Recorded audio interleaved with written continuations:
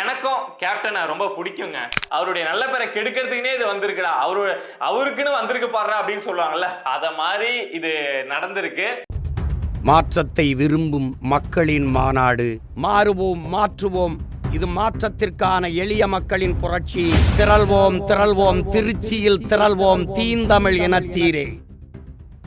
தேமுதிக, தேசிய முற்போக்கு திராவிடர் கழகம் தொடக்கம் பாத்தீங்கன்னா 2005 செப்டம்பர் 14 மறைவு, இறப்பு, முடிவு எப்படி வேணாலும் வச்சுக்கலாம். பிப்ரவரி 19, 2026. விஜயகாந்த், பிரேமலதா இருக்காங்கல்ல, விஜயகாந்த் அப்படிங்கிற அந்த மனிதருடைய பேரை விட்டுடலாம் அப்படின்னு நினைக்கிறேன். பிரேமலதா இருக்காங்கல்ல, அவங்களும் அவங்களுடைய அண்ணன் சுதீஷும் வந்து இன்னைக்கு அறிவாலயத்துக்குள்ள போயிட்டு ஸ்டாலின் அவங்க கிட்ட கையை குலுக்கி இனிமே இந்த 2026 தேர்தலில் தேமுதிக திமுக கூட்டணியில இருந்து போட்டியிடும் அப்படிங்கிற விஷயத்த உறுதி பண்ணியிருக்காங்க. இவங்க என்ன நினைச்சுக்கிட்டாங்க அப்படின்னா, இவங்க இப்ப கள்ளக்குறிச்சி பக்கத்துல ஒரு மாநாடு போட்டாங்கல்ல, அந்த மாநாட்டுக்கு நல்ல கூட்டம் தான். அந்த கூட்டம்லாம் என்னன்னு நினைச்சுக்கிட்டாங்கன்னா, நம்ம கட்சியில வந்து பொறுப்பு தருவோம், நம்ம கட்சியில மாவட்ட செயலாளரை ஆக்குவோம், இல்ல கட்சியில வந்து நம்ம வந்து வாய்ப்பு கொடுப்போம், வேட்பாளரா நிறுத்துவோம் அப்படின்னு நினைச்சுக்கிட்டு பிரேமலதாவை நம்பி, அவங்களுடைய கட்சி கட்டமைப்பை நம்பி இவ்வளவு கூட்டம் வந்தது, இவங்க எல்லாமே தேமுதிகவுக்கு ஓட்டு போடுறவங்க தான் அப்படின்னு பிரேமலதா ஒரு பெரிய கற்பனைய நினைச்சுக்கிட்டாங்க. ஆனா எனக்கு நல்லா தெரியும், அந்த மாநாட்டுக்கு வந்த எல்லாருமே தேமுதிகவுக்கு ஓட்டு போடுவாங்களா அப்படின்னு தெரியாது. ஆனா விஜயகாந்த் அப்படிங்கிற ஒரு மனிதர் மேல ஒரு மரியாதை இருந்ததுல, அவர் மேல, அவர் நல்ல மனுஷன்பா, அவரை வந்து வீணாக்கிட்டாங்க, பட் அவர் வந்து ஒரு நல்ல மனுஷன் அப்படின்னு ஒரு மரியாதை இருந்ததுல, அந்த மரியாதைக்காக அந்த மாநாட்டுக்கு போனவங்க தான் நிறைய பேர். சோ அந்த கூட்டத்தெல்லாம் பார்த்துட்டு பிரேமலதாவுக்கு வந்து ரெக்கம் முளைச்சிச்சு போல. ஓ, நம்மள நம்பி இவ்வளவு கூட்டம் வருது, நாம கூட்டணி சம்பந்தமா என்ன முடிவு எடுத்தாலும் அந்த கூட்டம்லாம் நம்ம சொல்றதை கேட்டுக்கிட்டு, நாம என்ன அசிங்கமான முடிவு, என்ன கேவலமான முடிவு கூட்டணி சம்பந்தமா எடுத்தாலும் அதெல்லாம் கேட்டுக்கிட்டு இந்த கூட்டம் வந்து நம்ம பின்னாடி ஒடியாரும் அப்படின்னு நினைச்சுக்கிட்டு இவங்க இன்னைக்கு அறிவாலயத்துக்குள்ள போய் பூந்திருக்காங்க. பட் இனிமே நான் தான் சொன்னேன்ல, இன்னையோட தேமுதிக இறப்பு அப்படிங்கிறது நடந்துருச்சு. அவருடைய நல்ல பேரை கெடுக்கிறதுக்குனே இது வந்திருக்குடா, அவருக்குன்னு வந்திருக்கு பாடுறா அப்படின்னு சொல்லுவாங்கல்ல, அத மாதிரி இது நடந்திருக்கு. திமுக வந்து உண்மையாலுமே ஒரு ராசிக்காரங்க. எப்படி சொல்றேன் அப்படின்னா, நீங்க ஊர்ல வந்து ஜாதகம் பாக்குறது, அந்த சீன்லாம் பார்த்துருப்பீங்க என்ன நடக்கும் அப்படின்னு. அதுல வந்து சில ராசி இருக்கக்கூடியவங்க, சில நட்சத்திரம் இருக்கக்கூடிய அவங்க எல்லாம் பார்த்துட்டு அந்த ஜாதகம் பார்க்கக்கூடியவர் என்ன சொல்வார் அப்படின்னா, இந்த ராசிக்காரங்க வீடு கட்டுறாங்க அப்படின்னா எதிர்த்தாப்புல யாரும் வீடே கட்ட முடியாதுங்க, அந்த மனை வந்து காலி மனையா தான் கிடக்கணும், இவங்க ராசிக்கு எதிர்த்து அந்த எதிர்த்தாப்புல இருக்கக்கூடிய இடத்துல யாருமே வீடு கட்ட முடியாது அப்படின்னு சொல்லுவாங்க. இல்ல அப்படின்னா இந்த ராசிக்காரங்க, இந்த நட்சத்திரம், அது சில ராசி சில நட்சத்திரம் இருக்கு, சோ இவங்க ஒரு தொழில் ஒரு இடத்த பண்றாங்க அப்படின்னா எதிர்த்தாப்புல நின்று யாருமே தொழில் பண்ண முடியாதுங்க, அந்த இடம் சும்மா தான் கிடக்கும், எவனாவது தொழில் தொடங்கினா கூட 10 நாள் 20 நாள் திரும்ப இழுத்து மூடிட்டு ஓடி போயிடுவான் அப்படின்னு சொல்லுவாங்க. சோ அந்த ராசியோ நட்சத்திரமோ ஏதோ ஒண்ணு இந்த கருணாநிதியும் அவங்களுடைய குடும்பத்துக்கும் இருக்கு அப்படின்னு நினைக்கிறேன்.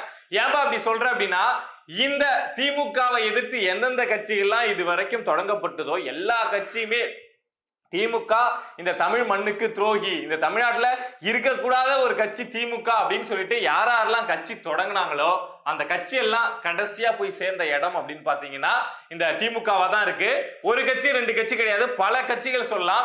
இது வரைக்கும் எனக்கு தெரிஞ்சு தமிழ்நாட்டில் இருக்கக்கூடிய முக்கியமான கட்சிகளை சொல்றேன். திமுகவை எதிர்த்து திமுக அந்த மண்ணுக்கு வேணாம் அப்படின்னு சொல்லிட்டு தொடங்கப்பட்ட கட்சிகள் அப்படின்னா அதிமுக.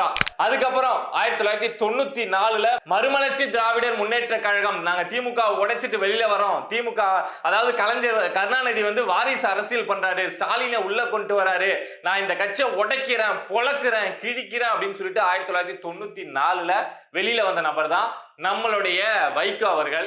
இப்போ 94 வெளியில வந்து அதுக்கப்புறம் என்னென்ன பஞ்சு டைலாக் எல்லாம் பேசி திரும்ப அவங்க கூட போய் திரும்ப வெளியில வந்து என்னென்ன அசிங்கம் பண்ண முடியுமோ எல்லாத்தையுமே அரசியல்ல பண்ணிட்டு இப்போ மதிமுக அப்படிங்கிற கட்சி திமுக கூட்டணியில இருக்கு அப்படின்னு சொல்ல முடியாது, திமுகக்குள்ள ஒரு அணியா இருக்கு அப்படின்னு மாறிட்டாங்க.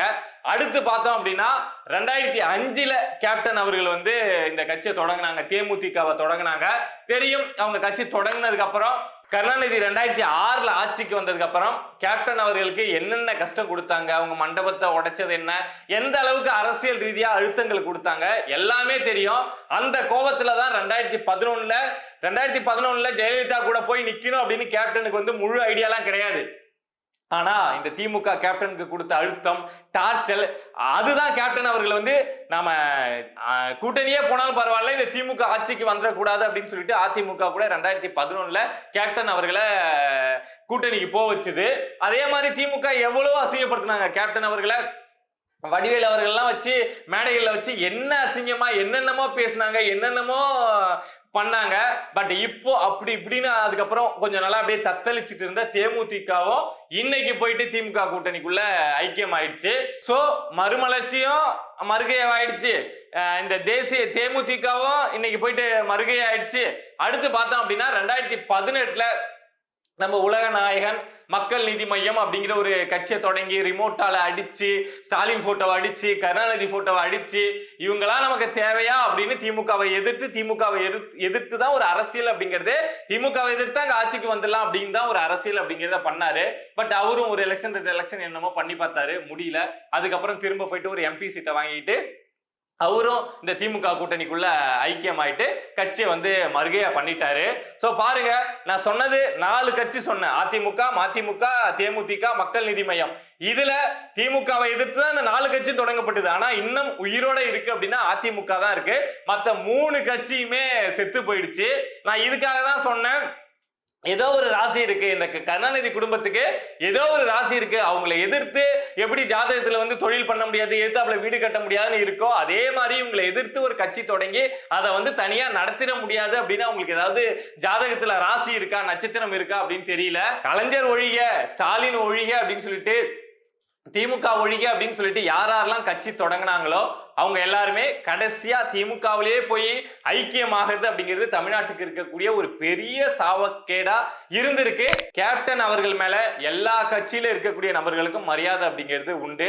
கேப்டன் அவர்கள் அந்த மறைஞ்ச அப்போ வந்து திமுகவை சேர்ந்த அதிமுகவை சேர்ந்த நிறைய பேர் வந்து அவங்களுடைய வாட்ஸ்அப் ஸ்டேட்டஸ் ஆகும், அவங்களுடைய மொபைல் ப்ரொஃபைல் பிக்சர் ஆகும் கேப்டன் அவர்களுடைய புகைப்படத்தை வச்சிருந்தாங்க அப்படிங்கிற விஷயத்தெல்லாம் நம்ம பார்த்தோம். எப்பொழுதுமே கேப்டன் அவர்களுக்கு அவங்க செஞ்ச நல்ல விஷயத்துக்கு, அவங்க கிட்ட இருந்த நல்ல எண்ணத்துக்கு என்னைக்குமே மக்கள் மத்தியில மரியாதை அப்படிங்கிறது உண்டு. இன்னும் கேப்டன் அப்படின்னா மரியாதையோட தான் எல்லாரும் பாக்குறாங்க. அது அந்த மரியாதையை அழிக்கவும் முடியாது அப்படின்னு நினைக்கிறேன். ஆனா அந்த மரியாதையை வச்சு நாம என்ன வேணாலும் பண்ணலாம், அரசியல்ல வந்து என்ன பொழப்பு வேணாலும் நடத்தலாம், என்ன அசிங்கத்தை வேணாலும் பண்ணலாம், அதை நம்பி வந்து ஓட்டு போடுவாங்க அப்படின்னு பிரேமலதா நினைக்கிறாங்கல்ல, அது ரொம்ப ரொம்ப தவறான விஷயம். இத மாதிரி செய்யக்கூடிய விஷயங்கள் என்ன பண்ணும் அப்படின்னா கேப்டனுடைய பேரையும் சேர்த்து கெடுக்கும் அப்படிங்கிறத பிரேமலதா புரிஞ்சுக்கிட்டே ஆகணும். திமுக கூட்டணியில் தேமுதிக அப்படிங்கிற விஷயத்த நீங்க எந்த அளவுக்கு வெறுக்கிறீங்க, எந்த அளவுக்கு இந்த முடிவை கேவலமா பாக்குறீங்க அப்படிங்கிறத மறக்காம கமெண்ட்ஸ்ல வந்து சொல்லுங்க. இத மாதிரி நம்மளை சுத்தி நடக்கக்கூடிய விஷயங்களை நீங்க தெரிஞ்சுக்கணும் அப்படின்னு நினைச்சீங்கன்னா மறக்காம பிரபா டாக்ஸ் சேனலை சப்ஸ்கிரைப் பண்ணி சப்போர்ட் பண்ணுங்க. எனக்கும் கேப்டனை ரொம்ப பிடிக்குங்க.